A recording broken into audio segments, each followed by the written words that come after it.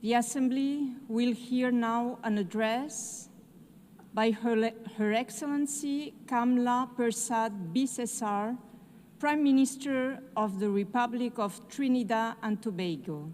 I request protocol to escort Her Excellency and invite her to address the Assembly.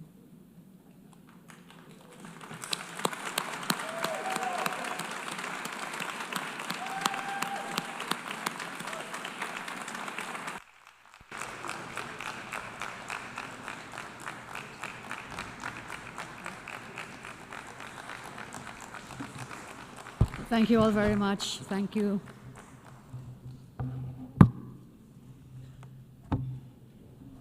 Madam President, Excellencies, distinguished delegates, friends. It is an honor for me, on behalf of Trinidad and Tobago, to address this Assembly on the 60th anniversary of the United Nations. I congratulate you, Madam President, on your election, and I thank your predecessor for his service. Madam President, I'm very happy to see the escalator actually worked today. And I'm very happy to see the teleprompter is also working. So as I address you, thank you all very, very much. So I've had some blessings coming to the UN today. The UN has been much more than diplomacy. It is a lifeline to many countries, bringing education to classrooms, care to clinics, recovery to villages, and growth to fragile economies. On this milestone anniversary, we must face a very hard truth. The spirit of multilateralism is under strain, the effects of which has begun to undermine the foundations of stability and peace. Trinidad and Tobago confronts conflicts that seriously threaten our stability and peace. The notion that the Caribbean is a zone of peace has become a false ideal. The reality is stark. No such peace exists today. For too many in our region, peace is not daily life, but an elusive promise, glimpsed and never grasped. In its absence, our citizens pay a terrible toll. In 2024, for example, Trinidad and Tobago, a tiny nation in the Caribbean of 1.4 million persons, we recorded 623 murders in 1 year last year, 41%, 100,000. That's about 40%, and many of them are gang-related. So the reality is being a zone of peace is still an elusive dream that we're pursuing.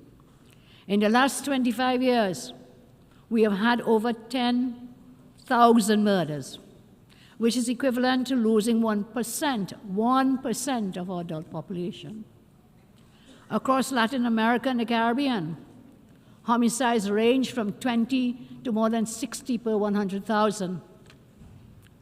President Trump's comments on the effects on countries of relentless narco and human trafficking, about organized crime, illegal immigration, are correct.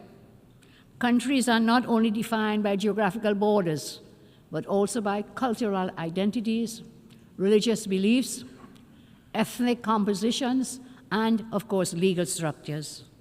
That is why, through legal immigration, persons are allowed entry because they fulfill the criteria to integrate into the existing population and to add value to their own lives as well as their adopted society at large. However, illegal immigration neglects all checks and balances and will only create long-term disorder, as most illegal immigrants will not be able to assimilate into their adopted societies. That inevitably leads to greater poverty, crime, and cultural antagonism. This, then, is not phobia. It is not hyperbole. It is simply the stark, naked truth. Small countries like mine, Trinidad and Tobago, suffers from illegal immigration because of the recent increased protections at the U.S. southern border. Illegal migration of drug cartels and criminal gangs have been rerouted in the Eastern Caribbean, which is where my country is located. It is driving increasing gang violence, drug arms, and human trafficking. Efforts to repatriate illegal immigrants from Trinidad and Tobago from recent times has proven very difficult. Criminal syndicates are abusing asylum requests for refugee status. Therefore, Trinidad and Tobago is particularly grateful for the U.S. military presence in the Southern Caribbean. This has been very effective in inhibiting the innumerable activities of drug cartels within our country. While there have been objections to the U.S. military action against drug cartels in the Southern Caribbean, some objections from some countries, I state today, Trinidad and Tobago reminds the international community that unless forceful and aggressive actions are taken, these evil drug cartels will continue their societal destruction because they believe affected nations will always unreservedly subscribe to morals and ethics and human rights and values, which they themselves blatantly flout. They do not adhere to those, and therefore we will fight fire with fire within the law. That is why we willingly supported the International Security Alliance announced by U.S. Secretary of State Marco Rubio, involving the U.S. and several countries in South America, and of course including Trinidad and Tobago, to combat drug trafficking in the hemisphere. Trinidad and Tobago, I say, is very committed to contributing our resources, as scarce as they may be, and our capabilities to this alliance, in line with the theme of this year's General Assembly, Better Together. The United Nations Office on Drugs and Crime, in its 2025 World Report, makes a very true, unmistakable fact very clear. The global drug economy destabilizes institutions, corrodes democracy, undermines development. That is a war without borders, measured in murdered children, measured in broken families, and measured in stolen futures. The cartels and the governments that enable them are taking us for fools. If left unchecked, gangs could replace governments, and states may stand in name only, but collapse in substance.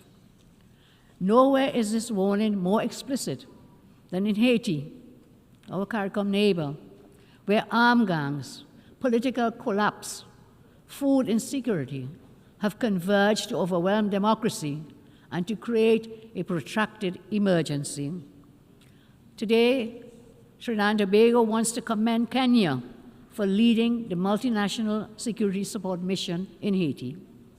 Trinidad and Tobago also endorses the comments made by U.S. Ambassador Dorothy Shea on August 28, 2025, when she noted, and I quote, "The next international force must be resourced to hold territory, secure infrastructure, and complement the Haitian National Police in a parallel comprehensive approach which includes disrupting gang financing, arms trafficking, and other illicit flows, fueling instability.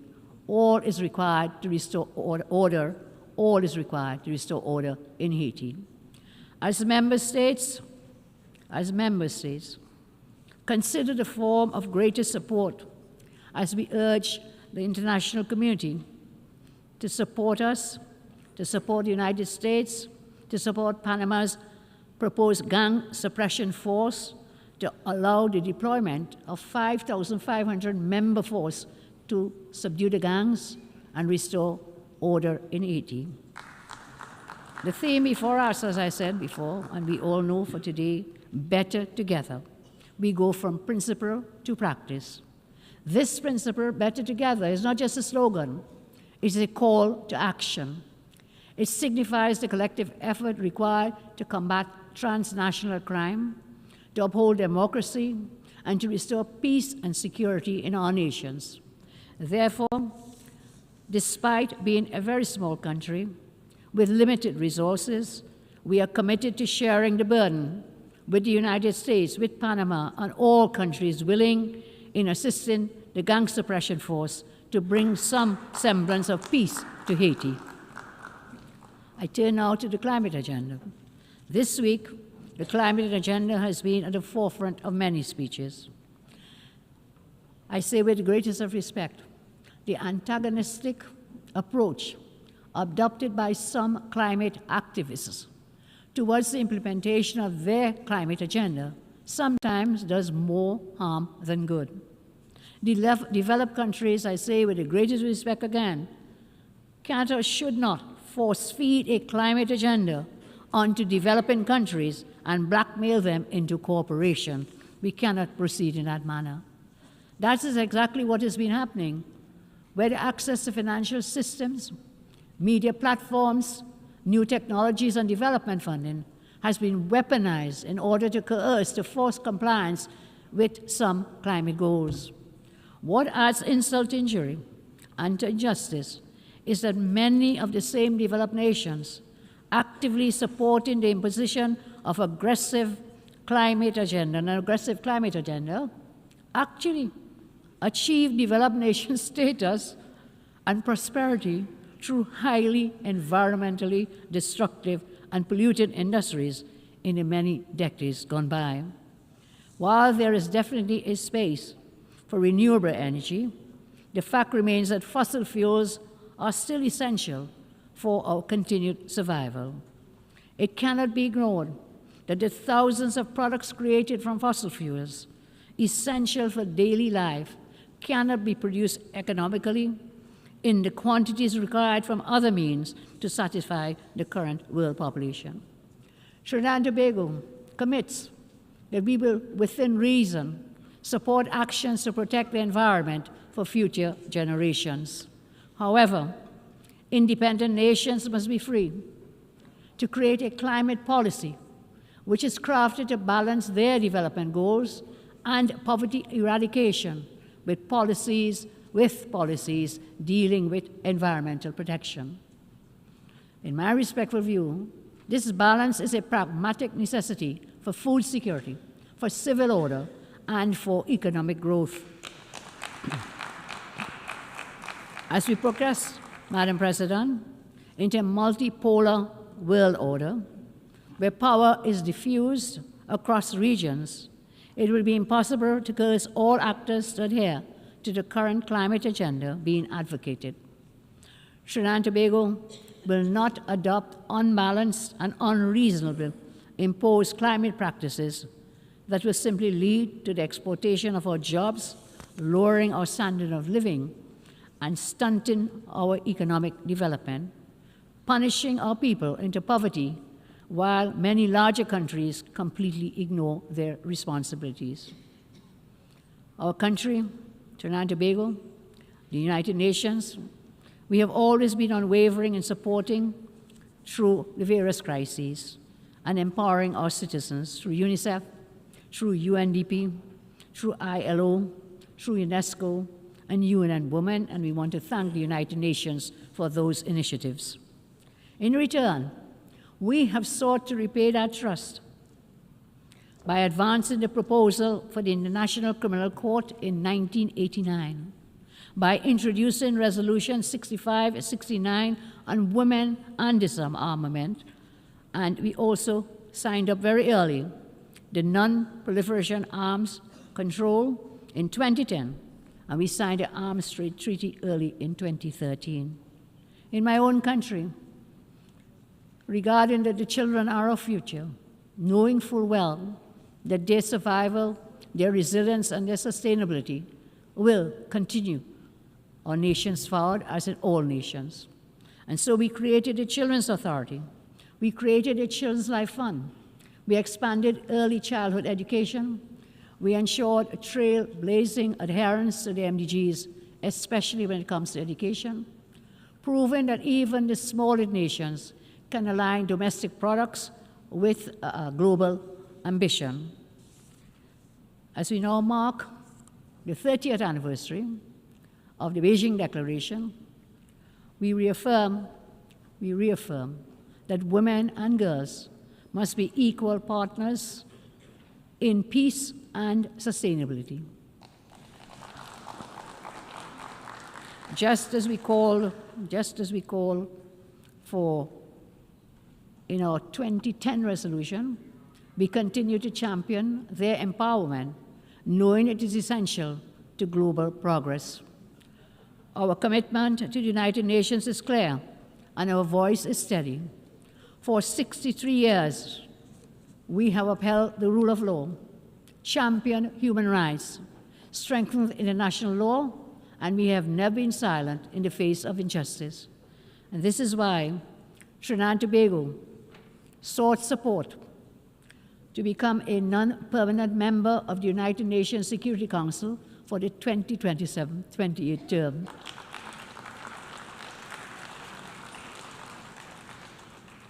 We are happy that there was a non-objection to that, and we willingly take on the mantle on that United Nations Security Council for the coming year.